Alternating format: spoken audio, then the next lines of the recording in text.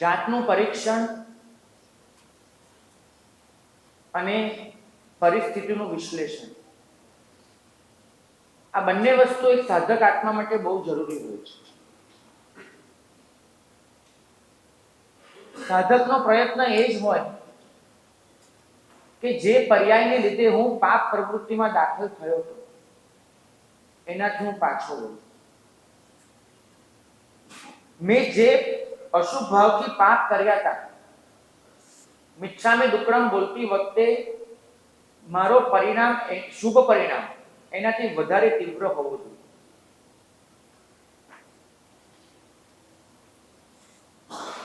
તમારી અંદર બહુ સહજ રીતે જ પરિણામની તીવ્રતા પડી છે.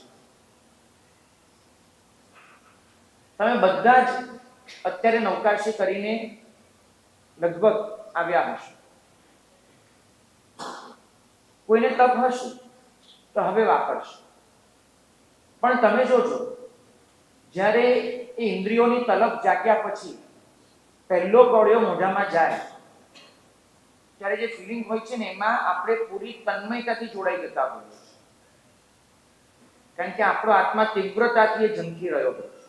આ જોઈએ જોઈએ અને કરી લે. એનાથી વધારે તીવ્રતા એમાંથી બચવાની કેળવવી પડે. તકલીફ એટલી થઈ છે કે આપણે હંમેશા એક જ પ્રશ્ન પૂછ્યો છે, મેં કયા પાપ કર્યા, મેં કયો ખરાબ વિચાર કર્યો, કયો ખરાબ વચન ઉચ્ચાર્યું, કયું ખરાબ કામ કર્યું. આપણે આ જ પૂછ્યા કરીએ છીએ. પ્રશ્ન ખરેખર એ પૂછવાનો છે કે મારાથી આ પાપ કેમ થયું. પાપ એ પ્રવૃત્તિ છે, પણ એ પાપ કરવાની જે વૃત્તિ છે, શોધન એ વૃત્તિનું કરવાનું છે. માત્ર પ્રવૃત્તિ પર ધ્યાન આપીશું તો ક્યારે એનો પાર નહીં આવે.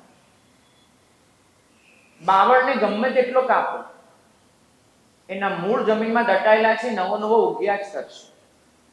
તમારે મૂળ તો બાવળને કાઢી નાખવો પડે. તો એ જ રીતે પાપને ગમે તેટલું તમે આલોચના લેશો, બધું જ કરશો, પણ જ્યાં સુધી એ પાપ એના જે મૂળ છે એ મૂળને નહીં તપાસો ત્યાં સુધી એ પાપ ઓછું નહીં. જાતને પૂછવું પડશે કે કયા પ્રમાદને વશ બન્યો, તપાસવું પડશે. પ્રતિક્રમણ એ વાસ્તવમાં પુનર્જીવનની ઘટના છે, રિક્રિએશન. તમારે એ ક્ષણોને પાછી જીવતી કરવી પડે કે જે ક્ષણે તમે પાપ કર્યું. તમે અહીંયા રહીને એ કૃત્યની માફી ન માંગી શકો, કેમ કે કૃત્ય કેમ થયું હતું એ તમને ત્યાં સુધી ખબર નહીં પડે કે સ્વસ્થતાથી, તટસ્થતાથી તમે જૂની ક્ષણોને પાછી તપાસો. એક ઉદાહરણ આપું. આપણે સાંજ પડે માફી માંગી કે આજે મેં પેલા ભાઈ સાથે ઝઘડો કર્યો, એનું મિચ્છામિ દુક્કડમ.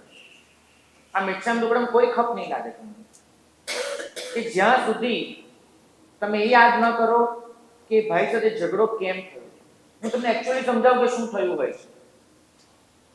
આપણે કોઈની સાથે 25 મિનિટ વિતાવી, આપણને બરાબર ખબર છે કે આપણે મળ્યા ત્યારે તો ક્રોધ નહોતો જ, મળીને સામાન્ય રીતે જ વાત ચાલુ કરી, પણ છૂટા પડ્યા ત્યારે ક્રોધમાં હતા. કેમ?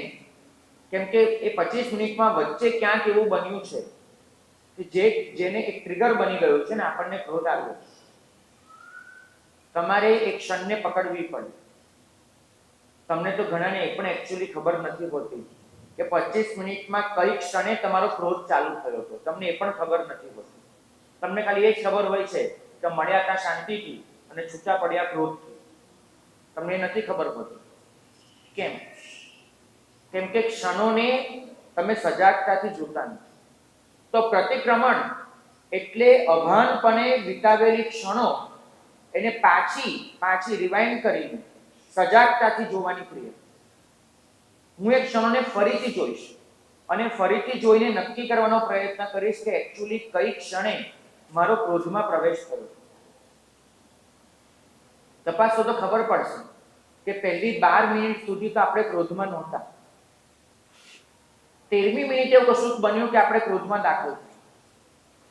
આનો મતલબ એ થયો કે આપણે જ્યારે ક્રોધમાં દાખલ થઈએ ત્યારે આપણને ખબર પણ નથી હોતી કે હું જઈ રહ્યો છું. તમને કોઈ દિવસ એવું બન્યું છે કે આ રૂમમાં તમારી જાણ બહાર તમે ઘૂસી ગયા એવું બન્યું છે? નથી બન્યું. ક્રોધના ઘરમાં તમે એમને જ ઘૂસી જાઓ. તો હવે પહેલા તમને એ ખબર પડશે કે હું કઈ ક્ષણે ક્રોધમાં દાખલ થયો. જો આ ક્ષણ પકડાય ને તો તમે પહેલો જંગ જીતી ગયા. બીજું, હવે એ યાદ કરો કે એ ક્ષણે એકચ્યુઅલી શું બન્યું હતું કે જેને લીધે તમને ક્રોધ આવ્યો. તમને એમ યાદ આવશે કે હા પહેલા એવું કીધું હતું કે જા તારી વાતમાં કોઈ દમ નથી. હું એ બોલ્યો અને મને ટ્રિગર બન્યું અને ક્રોધ ચાલુ થયો. ભલે મેં એ વાતને હસવામાં કાઢી પણ અંદરથી હું સળગી ગયો. તો તમને એ વાક્ય પકડાશે, ક્ષણ પકડાશે. જો આ પકડી શકાયો કે તમારું નિમિત્ત કયું હતું, પહેલા ક્ષણ પકડાયું પછી નિમિત્ત પકડાયું, તમે બીજો જંગ જીત્યા. હવે ત્રીજો પ્રશ્ન આવશે કે એ જે નિમિત્ત છે એને મારી કઈ વસ્તુને અસર કરી હતી કે મને ક્રોધ આવ્યો. તો તમને સમજાશે કે તમારી અંદર એક માલિકી ભાવ પડ્યો છે કે મારી વાતને તો કોઈ ખોટી કહી જ ન શકે. આ જે પોતાની વાત પરનો માલિકી ભાવ છે એ માલિકી ભાવને પેલી વ્યક્તિએ ચુનૌતી આપી.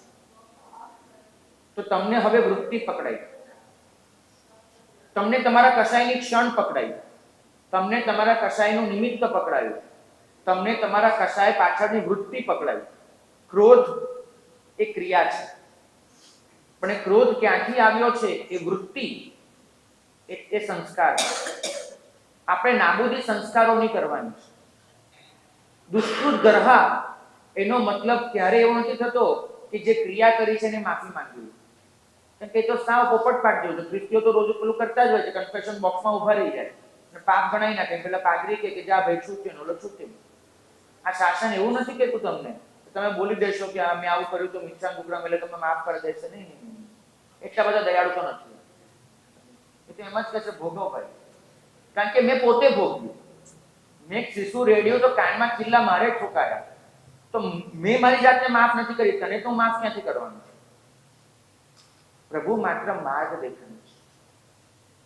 પ્રતિક્રમણ એક ક્ષણ, નિમિત્ત અને સંસ્કાર ત્રણેયને ઓળખવાની ઘટના છે કે તમારું દુષ્કૃત્ય ક્યાંથી થયું, તમારું દુર્વચન ક્યાંથી નીકળ્યું, તમારો દુર્વિચાર ક્યાંથી પ્રગટ થયો, આને ઓળખો.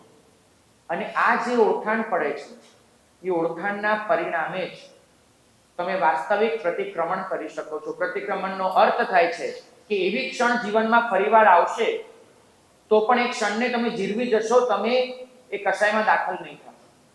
પ્રતિક્રમણનો અર્થ થાય છે કે એવું નિમિત્ત ફરીવાર મળશે તો પણ એ નિમિત્તનો તમે સ્વસ્થતાથી સ્વીકાર કરી લેશો, તમે નિમિત્તને પરવશ નહીં બનો. પ્રતિક્રમણનો અર્થ થાય છે કે તમારી અંદર એ જે સંસ્કાર પડ્યા છે કે જે કસાય રૂપે બહાર આવી રહ્યા છે એ સંસ્કારને તમે ધોઈને નાબૂદ કરશો. આ દુષ્કૃત ગર્હા છે, આ પ્રતિક્રમણ છે. અત્યારે તમે લોકો જે પોપટ પાઠ કરો છો એ પ્રતિક્રમણ છે જ. ઉપાશ્રયમાં આવો, આવીને પેલી થેલી ઉતારો, ઘરેથી લઈને આવ્યા હો, કપડાં બદલો, કપડાં બદલીને સામાયિક લો, 48 મિનિટની એક પોપટ પાઠ જેવી ક્રિયા કરી નાખો જેમાં ન કશું ચિંતન, ન કશું મનન, માત્ર સૂત્રો બોલો, સૂત્રો બોલીને કાવસર મુફત્તી આ તે બધું કરી અને જીન શાસન દેવકી જે કરીને છૂટા થઈને ઘરે ભેગા. આ પ્રતિક્રમણ છે જ નહીં. આવી ક્રિયાઓ એને પરિણામે આ શાસનના જે મહાન તત્વો છે એને પણ તમે નુકસાન પહોંચાડ્યું. તમારી સમજણ વગરની ક્રિયાઓ એનાથી સૌથી વધુ ક્રિયા માર્ગને જોખમ છે. મને કોઈ કે લોકોએ ક્રિયા કરવાની છોડી દીધી, એનાથી હું ક્રિયા માર્ગને જોખમ નથી જોતો. કેમ કે ક્રિયા માર્ગ તો શુદ્ધપણે ઊભો છે, તમે ન કરો એ તમારી જવાબદારી. પણ સમજણ વગરની ક્રિયા કરીને જે ક્રિયાની વેલ્યુ ઘટાડી રહ્યા છે એનાથી ચોક્કસ ક્રિયા માર્ગને જોખમ છે. પ્રતિક્રમણ એ પુનર્જીવનની પ્રક્રિયા છે. તમે ક્ષણોને જો પરિવાર જીવતા જ નથી તો તમે કઈ રીતે ક્ષણ, નિમિત્ત અને વૃત્તિ ત્રણેયને પકડી શકવાના છો? અને તો તમારું મિચ્છામી દુક્કડમ એ વાસ્તવિક મિચ્છામી દુક્કડમ બનશે જ નહીં. એક કાંકરી છે ને એની પણ ઉપેક્ષા શક્ય નથી હોતી. જાત નિરીક્ષણ એ પ્રતિક્રમણનો પાયાનો પ્રકાર છે. મને ખબર છે આપણે આપણી જાતને એવી એક ઇમેજ આપી દીધી છે. મારા મનમાં મેં મારા માટે જ એક એવી ઇમેજ બિલ્ડઅપ કરી છે. આ ઇમેજને કોઈ સહેજ પણ ડાઘો પડે હું ચલાવી લેવા તૈયાર છું. અને મારા દરેક ખોટા કામનું મારી પાસે જસ્ટિફિકેશન હોય છે. હું સતત જસ્ટિફાય કરું છું. બીજાની આગળ, મારી આગળ ક્રોધ થઈ જાય તો મારી જાતને હું એમ સમજાવું છું કે ના ના, એ તો મેં હિત બુદ્ધિથી કર્યો હતો, એનું ભલું કરવા માટે કર્યો હતો. આવું તો મારે કરવું જ પડે, ન કરું તો સૃષ્ટિ કેમ ચાલશે? હું અભિમાન કરું તો અભિમાનમાં પણ વિચારું છું, હા એની પાસે નથી, મારી પાસે છે, એ તો ગૌરવ તો ફીલ થાય જ ને ભાઈ. હું કશુંક લોભ કરું તો પણ મારી પાસે જસ્ટિફિકેશન છે. અરે પછી તો પ્રમાદી બની જવાય, આળસુ બની જવાય. લોભ ન કરીએ, જીવવાનું કઈ? ટૂંકમાં હું મારા દરેક દુષ્કૃત્યને મારી ઇમેજથી જુદા રાખવાનો પ્રયત્ન કરું છું. કેમ કે લોકોએ તો મારી જે પણ ઇમેજ રાખી હોય, મેં પોતે જ એવું માની લીધું છે કે હું આ છું. અને હવે ઇમેજ પર ડાઘો પડે એ સ્વીકારી લેવા, ચલાવી લેવા હું તૈયાર નથી. પ્રતિક્રમણ તમારી ઇમેજને તોડી નાખવાની પ્રક્રિયા છે. તમે ભોગવો, સંસ્કારમાં મોટિવ રાખો, પછી આમાં ઉત્તરીકરણ પણ આવે છે ને, અશુભ અને અશુભ ને શુભ અને શુભ. જ્યાં સુધી તમે તમારી ઇમેજને તોડી ફોડી નાખવા તૈયાર નથી, તમે તમારી જાત આગળ જે પડદો રાખીને બેઠા છો, એ પડદાને ફાડીને પેલી પાર તમારી એકચ્યુઅલ જે જાત છે એને જોવા તૈયાર નથી, ત્યાં સુધી પ્રતિક્રમણ નહીં. મને ખબર છે આપણે 10 દિવસ પછી બહારગામથી પાછા આવીએ અને ઘરનું બહારનું ખોલીએ અને બહુ જ બદબુ આવતી હોય, આપણને સમજાઈ જાય કે ઘરમાં કોઈ ઉંદર મરી ગયો લાગે છે. તો તમે શું કરો? બહારથી અગરબત્તીનો એક મોટો પેલો ઝુંડ લઈ આવો, અગરબત્તી સળગાવો અને રૂમમાં સુગંધ કરો. એ કામ કરો કે ઉંદરને પકડીને બહાર ફેંકી આવો? એ લઈને બહાર ફેંકવું પડે. તમે ગમે તેટલી અગરબત્તીઓ કરો, એનાથી સુગંધ ચોક્કસ આવશે, પણ તત્પૂરતી, દુર્ગંધનો નિકાલ નહીં. દુર્ગંધનો નિકાલ તો એક જ રીતે થાય કે હું ઉંદરને લઈ અને બહાર ફેંકી આવું. બસ એ જ રીતે તમારી અંદર આ વૃત્તિઓના, આ સંસ્કારોના મરેલા ઉંદરો પડ્યા છે. દુર્ગંધ એટલે કે કષાય એ તો એ સંસ્કારોની નિપજ છે. તમે મથામણ કરો છો માત્ર અગરબત્તીઓ સળગાવવાની, તમે મથામણ કરો છો માત્ર આ બધું કરીને એ દુર્ગંધને દૂર કરવાની. કષાયો ક્યારે આપણા શત્રુ હતા જ નહીં, હોઈ શકે જ નહીં. કે કષાય તો ક્રિયા છે.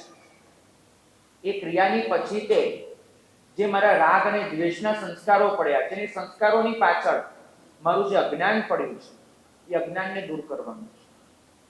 તમે બહુ ઊંડાણથી તપાસશો તો તમને સમજાશે કે તમારા બધા જ દુષ્કૃત્યોનું મૂળ માત્ર એક જગ્યાએ પડ્યું છે, સ્વની વિપરીત ઓળખાણમાં. તમારો એકચ્યુઅલ જે સ્વ છે, આત્મતત્વ, એ સ્વને તમે સાવ જુદી જગ્યાએ મૂકી દીધું છે. એક નાનકડો પણ જીવ આ સૃષ્ટિનો એવો નથી કે જે સ્વને સુખી કરવા માંગતો ન હોય. એક કીડીને તમે તડકામાં મૂકો ને, તે તડકાથી દૂર ભાગશે, કેમ કે કીડીને પણ ખબર છે કે મારે મારા સ્વને બચાવવાનું છે. તકલીફ એટલી છે કે સ્વને સુખી કરવાની મહેનત ચાલુ હોવા છતાં એ જે સ્વ છે, એ સ્વને આપણે બહુ ખોટી જગ્યાએ જોડી રાખ્યો છે. એ સ્વને શરીર સાથે જોડ્યો, સ્વને મન સાથે જોડ્યો, સ્વને સંસ્કાર સાથે જોડ્યો. તમારા મનને ગમતું ન થાય ને તમે બોલો છો કે મને ગમતું નથી.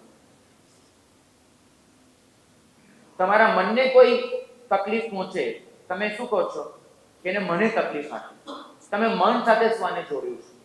તમને કોઈ લાફો નથી મારતું, તમારા ગાલને મારે છે, તમે કહો છો મને લાફો મારે. તમે તમારા સ્વને શરીર સાથે, મન સાથે, સંસ્કારો સાથે જોડી રાખ્યો છે. અને તમારા લગભગ દરેક પાપના મૂળ આ સ્વની વિપરીત ઓળખાણમાં છે. જો એકવાર તમે આ શરીર મન બધાથી જુદા આત્મદ્રવ્યને અનુભવી શક્યા નથી કે તો માત્ર સમજી શક્યા, તોય તમારા કેટલાય પાપ જતા રહેવાના છે. પ્રતિક્રમણ એ આક્રમણથી પાછા ફરવાની ઘટના છે. આક્રમણનો એક જ અર્થ થાય છે સ્વને ખોટી જગ્યાએ મૂકી અને આપણે આ સંસારમાં ગમે ત્યાં ધસી ગયા. પ્રતિક્રમણનો મતલબ થાય છે કે પોતાનું ઘર ત્યાં પાછા ફરવું. આમાં રડવું કકડવું એક બાય પ્રોડક્ટ છે. પરાને રડવાનો પ્રયત્ન નથી કરવાનો. ઘણીવાર એવું બને છે કે કોઈ મારા સાહેબ આલોચનાની પ્રાયશ્ચિતની વાત કરતા હોય 15-20 દિન આપણી આજુબાજુ લડતા હોય તો આપણને એમ કે આપણને કેમ નથી આવતા, આંખોમાંથી કેમ આંસુ નથી જતા, ને આપણે પણ રડવાનો એક પ્રયત્ન કરીએ. આજે મેં કોઈ ગ્લિસરીનની બોટલો નથી રાખી, એટલે પ્લીઝ તમે એવી ચિંતા નહીં કરતા કે હું તમને પરાને રડાવું. હું રડાવવા માટે નથી બેઠો. તમે તમારી જાતને આટલી લો ફીલ કરો છો. તમે સૈનિક છો. એક સૈનિક જો નબળાઈ મહેસૂસ કરશે તો લડી નહીં.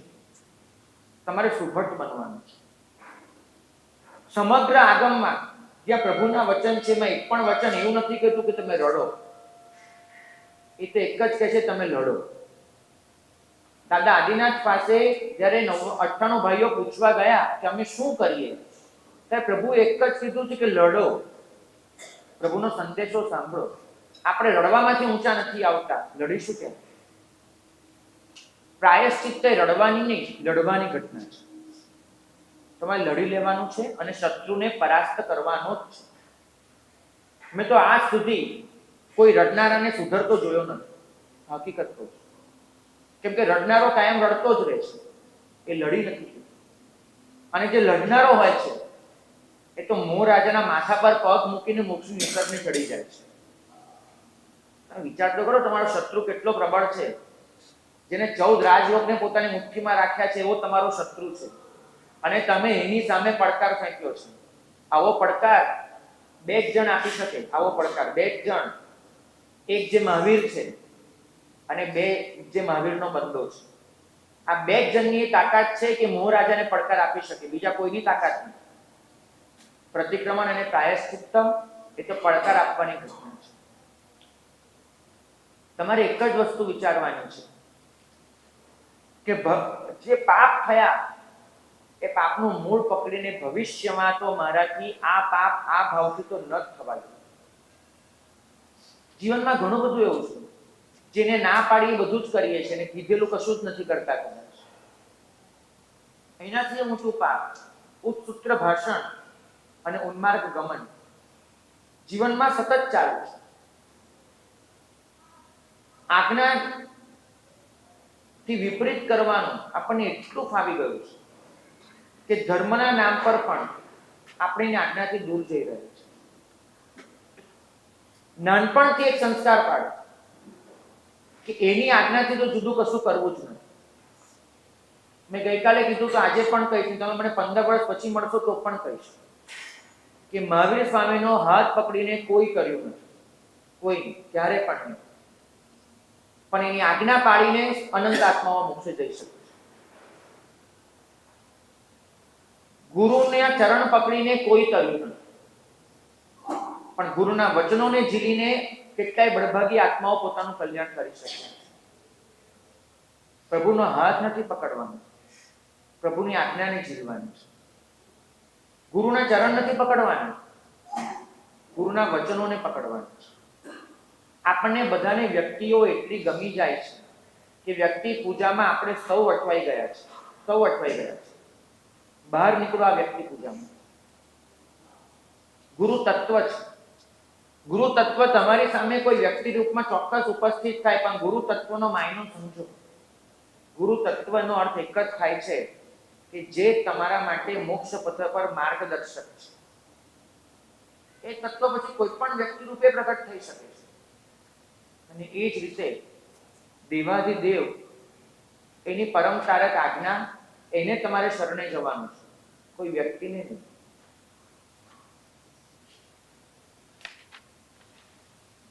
કર્મોનો જે ઉદય આવે છે એ ઉદયને રોકવાનો પ્રયત્ન એક ક્ષયોપશમ છે. કર્મો સતત આપણા પર હાવી થવાનો પ્રયત્ન કરી રહ્યા છે, કેમ કે કર્મોને આપણા સંસ્કારોનું બળ છે. કાર્યકારણ ભાવ પકડો. આપણી અંદર જે સંસ્કારો પડ્યા છે એ કર્મોને ટેકો આપી રહ્યા છે, અને એ કર્મો એ મારા માટે અશુભ પ્રવૃત્તિનું કારણ બને છે. મારે એની સામે ઝઝૂમવું પડશે, મારે એના ઉદયને વશ નથી થવાનું. એક બાજુ સર્વવૃત્તિ લઈ નથી શકતા કોઈ પણ કારણ, અને દેશવૃત્તિ પણ પૂરી પાડી નથી શકતા. તો હવે કરીશું શું? તો તમારી જે મર્યાદાઓ છે એની અંદર રહી અનુબંધોને ખલાસ. અનુબંધો એટલા વિપરીત પડ્યા છે. સંબંધ આ ભાવનો હોય છે, અનુબંધ જન્મો જન્મનો હોય છે. આપણે રોજે માફી માંગીએ છીએ, 4 લાખ દેવતા 4 લાખ નારકી. પ્રશ્ન પૂછો પોતાની જાતને, તમે કોઈ નારકીના જીવને કષ્ટ આપી શકવાના છો? તમે કોઈ દેવના જીવને આપી શકવાના છો? તો રોજની માફી શું કામ? દેવ અને નારકીની શું કામ? એનું એક જ કારણ છે, એ દેવલોકમાં ગયેલો જીવ હોય, નરકમાં ગયેલો જીવ, એવા અસંખ્ય આત્માઓ સાથે મારા જન્મો જન્મના અનુબંધો ચાલ્યા આવે. હું કોઈ ભાવમાં ઉંદર હતો અને બિલાડીએ મને પકડ્યો, પકડીને મને જીવતો જીવ એ ખાઈ ગયો. પણ મારા ટુકડા થતા હતા ત્યારે મેં બિલાડીનો ફેસ જોઈ લીધો. મારા મનમાં એ આત્મા માટે અત્યંત દુર્ભાવ પડ્યો છે, ખૂબ પડ્યો છે. આ ભાવમાં પ્રગટ નથી થતો, પણ કોઈ ભાવમાં એ બિલાડીનો આત્મા પાછો આવી ગયો તો હું એની બદલો લેવાનો છું. તો મારી અંદર આવા કેટલાય અનુબંધો પડેલા છે. એને તમારે ઓળખીને જ નાબૂદ કરવા પડે, બીજો કોઈ ઉપાય જ નથી. પ્રતિક્રમણ આ અનુબંધોને નાબૂદ કરવાની ઘટના છે. અનુબંધનો મતલબ થાય છે કે વ્યક્તિ ભૂલાઈ ગઈ છે, પણ વ્યક્તિ માટેનો અભિપ્રાય ટકી ગયો. વ્યક્તિ ભૂલાઈ ગઈ છે, પણ વ્યક્તિ સાથેનો ગમો અણગમો ટકી ગયો છે. 4 લાખ દેવતાઓ, એની સાથે પણ મારો એ જ અનુબંધ છે. 4 લાખ નારકી સાથેનો પણ અનુબંધ છે. હું રોજે રોજ માફી માંગુ છું મારી અંદર રહેલા એ પરિણામ. એક વસ્તુ તમને પૂછું, બહુ પ્રામાણિકતાથી જવાબ આપજો. ધારો કે તમે કોઈ મહારાજ સાહેબને વંદન કરવા ગયા છો, મહારાજ સાહેબ વાપરવા બેઠા છે, તમારે 5 મિનિટ રાહ જોઈને બેસવાનું છે. તમારી સામે એ મહારાજ સાહેબની પાઠ પર કોઈ ધાર્મિક પુસ્તક પણ પડ્યું છે અને તમારા ખિસ્સામાં મોબાઈલ પણ છે. તમે 5 મિનિટ કેવી રીતે પસાર કરવાનું પસંદ કરો છો? સહજ રીતે તમારો પરિણામ કયો જાગે છે મને પૂછીને કહો. મહારાજ સાહેબ આવે ત્યાં સુધી થોડા મેસેજીસ જોઈ લો, ખાસ માર્ક કરજો. 5 મિનિટ એવું કોઈ તમારી પાસે અનિવાર્ય કામ નથી કે તમારે મેસેજનો જવાબ આપવો જ પડે, અને છતાં પણ સામે રહેલું પુસ્તક સહજ રીતે હાથમાં નથી આવતું, મોબાઈલ સહજ રીતે જ હાથમાં આવી જાય છે. હું આને કહું છું પાપનો પરિણામ. મોબાઈલ તમારી જરૂરિયાત નથી રહી, મોબાઈલ તમારું વ્યસન બને. જરૂરિયાતની વસ્તુ વાપરો એ ગૃહસ્થ તરીકે, એની સામે આ શાસનને ક્યારેય વાંધો નથી. બસ એને વ્યસન ન બનવું. મેં પહેલા જ કહ્યું કે પાપનો પરિણામ એવો અખંડિત છે. ગૌતમ સ્વામી પ્રભુ વીરને પૂછ્યું કે સાહેબ, એક શ્રાવક પોતાની સર્વોચ્ચ કક્ષાએ ચારિત્રનું પાલન કરે છે, દેશવૃત્તિ ધર્મનું, અને એક શ્રમણ એ સૌથી નિમ્ન કક્ષાએ ચારિત્રનું પાલન કરે છે. તો બંને વચ્ચે તફાવત કેટલો? શ્રાવકની સૌથી ઉચ્ચ કક્ષા અને શ્રમણ, જેને તમે એને શિથિલાચારી કહો, એની સૌથી નિમ્ન કક્ષા. બંને વચ્ચે તફાવત કેટલો? પ્રભુએ જવાબ આપ્યો, ભગવતી સૂત્રમાં જવાબ નોંધાયેલો છે કે શ્રાવકની સર્વોચ્ચ કક્ષા કરતા શ્રમણની સૌથી નીચી કક્ષા અનંત ગણી વધારે ઉચ્ચ છે, અનંત ગણી વધારે કર્મ નિર્જરા કરનારી છે. આ જવાબ માત્ર મારા ને તમારા માટે નહીં, ગૌતમ સ્વામી માટે પણ શોકિંગ છે. સૌથી ઉચ્ચ કક્ષાના શ્રાવક કરતા સૌથી નીચી કક્ષાનો સાધુ એ પણ અનંત ગણો વિશુદ્ધ. આ કોઈ શ્રદ્ધાનો સવાલ નથી, આ એક તર્કબદ્ધ જવાબ છે. પ્રભુએ સમજાવ્યું ગૌતમ સ્વામી કે શ્રાવક પાપ કરવામાંથી બચી શકે છે, પાપ કરાવવામાંથી બચી શકે છે, અનુમોદના તો એની પડી જ હોય છે.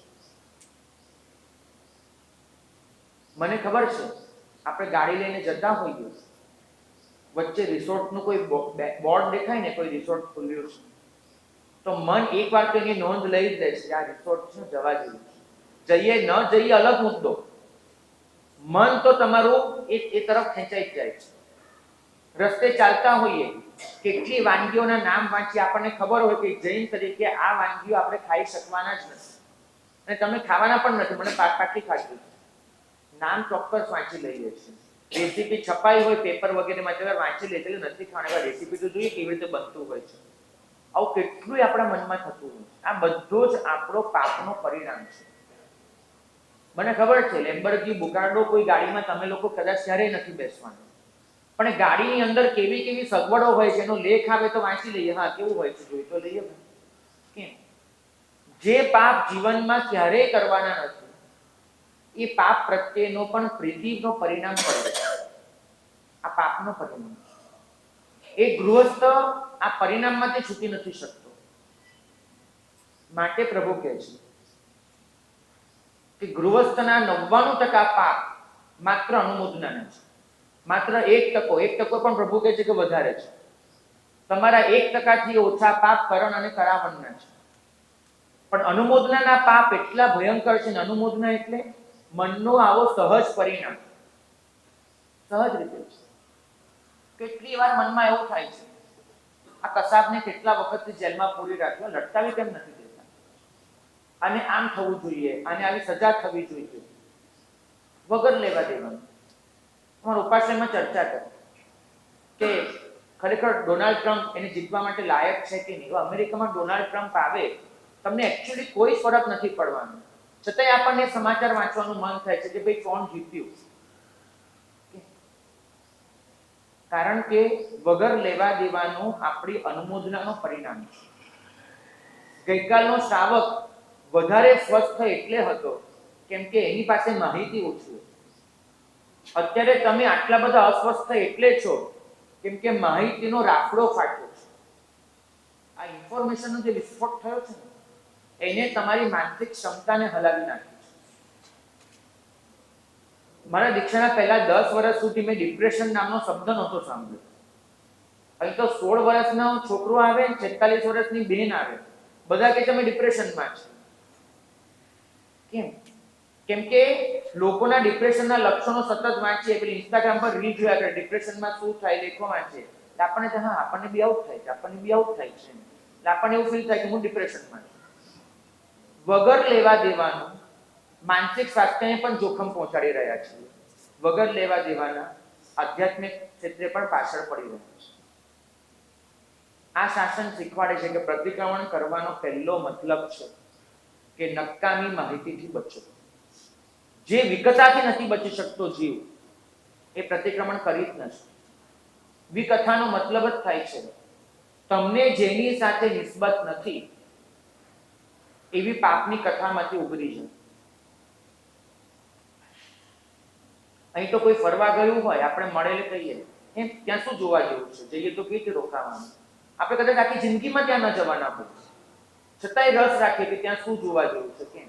હું એમ નથી કહેતો કે તમારો નૈસર્ગિક આનંદ છોડી દો, માત્ર એટલું કહેવું છે કે વગર લેવા દેવાની પાપની પ્રવૃત્તિને સમર્થન ન. જ્યારે મારા પ્રભુ કહે છે કે શ્રાવકના પાપ 1%થી વધારે નથી, 99% અનુમોદનના પાપમાં પડીને ખુવાર થઈ રહ્યો છે, ત્યારે મારે એ વચનને સમજીને અનુમોદનાથી બચવાનો પ્રયત્ન કરવો જ પડે. પ્રતિક્રમણ એ પાપની માફી નથી, પ્રતિક્રમણ એ વાસ્તવમાં પાપના પરિણામને દૂર કરવાની ઘટના છે. હું રડી લઈશ ચોક્કસ મેં કરેલા પાપ માટે, પણ જે અનુમોદનાનું પાપ પડ્યું છે આટલું બધું, એને ક્યાં જઈને છોડીશ? કોને કઈ સાડી પહેરી, કોને કઈ હેરસ્ટાઈલ કરી, કોને કયા ઘરેણા પહેર્યા, કોને કયા કપડા કર્યા, દરેકનો આપણને કોઈ મતલબ છે. જેઠાલાલના કપડા અહીંયા NV2 માં સેવા, એ પણ આપણે નોંધ રાખવી છે કે આજે નવા નવા શર્ટ પહેરીને આવે, એ શર્ટ ક્યાં બનતા હોય છે, આ બ્રાન્ડ કઈ બજારમાં નવી લોન્ચ થઈ છે, આનું અહીંયા કેમ, આનું અહીંયા કેમ. કેટલી માહિતી મનમાં ભરીને બેઠા છે અને પછી તમે આવીને કહો સાહેબ કશું ધર્મનું યાદ નથી રહેતું, ક્યાંથી યાદ રહે? ઉપરની કોઠીમાં વગર લેવા દેવાનું એટલું બધું ઠલવતા જાઓ છો. તમે ક્યારેક છે ને તપાસ કરજો, એક નોટ બનાવજો, ખરેખર તમે ઈચ્છતા હો કે જેનું મને કામ નથી એવું કેટલું જાણો છો, ને લખવાનું શરૂ કરજો કે મને જે માહિતીનું કોઈ કામ જ ન હોય અને છતાંય હું જાણતો હોઉં એવી કેટલી માહિતી મારી પાસે છે. તમે લખવાનું શરૂ કરજો, થાકી જશો, સાચું કહું, થાકી જશો. આ બધું જ તમારી અંદર પાપનો પરિણામ વધારી દે છે. આની અસરો પડે છે તમારા સંબંધો પર. કારણ કે હું જ્યારે વગર લેવા દેવાની ક્રાઇમ પેટ્રોલ ને ક્રાઇમ સિરીઝ જોઉં છું ને, પછી મને મારી પત્ની પર જ શંકા પડવાની શરૂ થાય છે. એ આમ તો નહીં કરે ને આમ તો નહીં કરે. ક્રાઇમ પેટ્રોલ જોઈને કોઈ ક્રાઇમથી બચ્યું એવું તો મેં નથી જોયું. કાં તો ક્રાઇમ કેવી રીતે થાય એ વધારે સારી રીતે શીખતો હોય છે માનવ, કે ભાઈ આ રીતે પોલીસ પકડતી હોય છે તો આપણે આટલું ધ્યાન રાખવું. અને કાં તો વગર લેવા દેવાનો આપણો દુનિયા પરથી ભરોસો ઉઠતો જાય છે. દરેક જગ્યાએ શંકા પડવાની ચાલુ થાય છે. તમે તમારી લાઈફને ખુદ જ બગાડી રહ્યા છો, બીજું કોઈ જ એના માટે જવાબદાર નથી, કોઈ જ નહીં. ભાગ્યશાળી એટલું જ કહેવાનું છે કે નકામાથી બચો એ પ્રતિક્રમણની પહેલી શબ્દ છે. બોલો ભાગ્યશાળી. ઘણી વખત આપણે એટલે જાણતા હોય કે આપણે બચી શકીએ જે બિલકુલ. ભાગ્યશાળીનો પ્રશ્ન છે કે ઘણી વસ્તુ આપણે એટલા માટે જાણતા હોઈએ છીએ કે આપણે આપણી સલામતી રાખી શકીએ, બચી શકીએ. વાત ખોટી નથી, એટલું તો ગૃહસ્થે ચોક્કસ સમજવું જોઈએ. પણ માં વિવેક મૂળ શું છે? શ્રાવકમાં 3 શબ્દ છે: શ્રદ્ધા, વિવેક અને ક્રિયા. શ્રાવકનો મતલબ થાય છે જેનામાં શ્રદ્ધા પણ છે, જેનામાં વિવેક પણ છે, જેમાં ક્રિયા પણ છે. આ 3 અક્ષરો ભેગા કરીને શ્રાવક શબ્દ બન્યો છે. શ્રદ્ધાનો શ લીધો, વિવેકનો વ લીધો, ક્રિયાનો ક લીધો અને શ્રાવક શબ્દ બન્યો. આપણું મોટામાં મોટું વર્ક છે ને શ્રદ્ધા અને ક્રિયા પર જ છે. હું મારી શ્રદ્ધાને ડેવલપ કરવા મહેનત કરું છું, ક્રિયાઓ કરવા મહેનત કરું છું. વચલો વ તો બિચારો લટકતો જ રહી જાય છે. હું વિવેક તો રાખતો જ નથી કશામાં. મૂળા વિવેકની ઘટના છે. મારે ક્યાં અટકવું એ તમારે જ નક્કી કરવાનું. બની શકે તમારી જે જરૂરિયાત હોય એ બીજાની જરૂરિયાત ન પણ, અને બીજાની જરૂર હોય એ તમારી જરૂર ન પણ. પરિણામ એ આવે છે કે આપણો પ્રેમ ખલાસ થતો જાય છે. સંબંધોમાં જે સહજ માધુર્ય હતું એ નંદવાતું જાય છે. એક માણસ જેટલી સ્વસ્થતાથી પોતાનો વ્યવહાર ચલાવી શકતો હતો એ ચાલતો જ નહીં. મેં ગઈકાલે કીધું એમ, સંશય, સંકોચ અને સંતાપ આ 3માં જ તમે લોકો અટવાઈ મારો છો. કાં તો આ સૃષ્ટિના દરેક જીવ પર શંકા છે, કાં તો પોતે ક્યાં ફીલ વ્યક્ત થવું તેનો સંકોચ છે, અને બાકી રહ્યું એટલે સંતાપ છે પોતાના જીવન. ન સંતોષ છે, ન સ્નેહ છે, ન સુખ છે. એકચ્યુઅલી સગવડોથી સુખ નથી હોતું. ગૃહસ્થને પણ જો સુખ હોય છે તો સંબંધોથી હોય છે, સગવડોથી સુખ નથી. ઘરમાં અઢળક પૈસો હોય પણ છતાંય પતિ પત્નીને એકબીજા સાથે ફાવતું જ ન હોય, શું કરશું એ પૈસાનું? કેવી રીતે જીવશું? તો સગવડો સુખ નથી આપતી, સુખ સંબંધ આપે છે. અને સંબંધમાંથી સુખ પામવા માટે જરૂરી હોય છે કે આપણી અંદર સ્નેહ હોય, સમજણ હોય, સંસ્કાર હોય, સૌહાર્દ હોય, સૌજન્ય હોય. આ બધું હોવું જોઈએ. અને આ બધા પર આ મીડિયા હાવી થઈ રહ્યું છે. પકડવાનો પ્રયત્ન કરજો. તમારી કેટલી ડિઝાયર્સ એવી છે કે જે તમારી હતી જ નહીં, મીડિયાએ લાવીને રોકી છે. કેટલી બધી વસ્તુ એવી છે. ટીવીના પડદે જોઈએ છીએ, બેનરમાં વાંચીએ છીએ, હોર્ડિંગ્સ મોટા મોટા જોઈએ છીએ, ત્યારે આપણે કહે છે કે નહીં, આ વસ્તુ પણ મારા ઘરે હોવી જોઈએ. કેટલી ઈચ્છાઓ મીડિયાએ લાવી આપી છે. અને પરિણામ તમે વસ્તુ ખરીદશો ત્યારે ખરીદશો, અત્યારથી પાપનો પરિણામ ચાલુ થઈ ગયું, અનુબંધ ચાલુ થઈ ગયો. ભાગ્યશાળી પહેલા તો તમારી અંદર એ સત્વ પ્રગટાવો. હું ગઈકાલે આ કહેવા માંગતો હતો કે સરેરાશ જઈને પોતાની જાત પર વર્ક કરવાનું છોડી દીધું છે. એવું માની લે છે કે પૂજા કરીશ, પ્રભુ મને બચાવી લેશે. પરિણામે જે આત્મ સ્વરૂપની શુદ્ધિ કરવી જોઈએ જે રૂપાંતરણ કરવું જોઈએ, પોતાની ઝીણી વાતનો ખ્યાલ કરીને એનામાં જે પરિવર્તન લાવવું જોઈએ, એ પરિશ્રમ ખૂટી પડ્યો છે. પૂજા કરનારો પરિશ્રમ ન કરે, મને એ પૂજા સામે વાંધો છે. પ્રતિક્રમણ કરનારો પરિણતિનો વિકાસ ન કરે, મને પ્રતિક્રમણ સામે વાંધો છે. ઔષધ કરનારો જો પોતે પાપથી પાછા ફરવાનો સંકલ્પ ન કરે, તો મને ઔષધ સામે વાંધો છે. સામાયિક કરનારો સામાયિકમાંથી ઊભો થઈને પહેલા પેપર પકડે, મને સામાયિક સામે વાંધો છે. કેમ? કારણ એટલું જ છે, કેમ કે પાપથી બચવું છે અને બચવા માટેનો રસ્તો મારે જ શોધવાનો છે. એ વસ્તુ આપણે સમજવા તૈયાર નથી. એક તરફ આજે કરાતા પ્રતિક્રમણ સામે જ્યારે અમે લોકો પ્રશ્ન ઉઠાવીએ છીએ, ત્યારે કાં તો અમને 3 માંથી 1 લેબલ આપવામાં આવે છે, કાં તો અમને ક્રાંતિકારી કહેવામાં આવે છે, જે મને મંજૂર નથી. કાં તો એમ કહેવામાં આવે છે ક્રિયા માર્ગના લોપક, એ પણ મને મંજૂર નથી, કેમ કે હું ક્રિયા માર્ગનો પ્રબળ સમર્થક છું. અને કાં તો એમ કહેવામાં આવે છે કે દ્રોહી જીવ છે. આ કલંક પણ મને જોઈતું નથી. હું ખાલી સમજાવવા માંગુ છું કે તમારી ક્રિયાઓ એકચ્યુઅલી કેટલું પરિણામ લાવી રહી છે, એ પ્રશ્ન પોતાની જાતને પૂછો.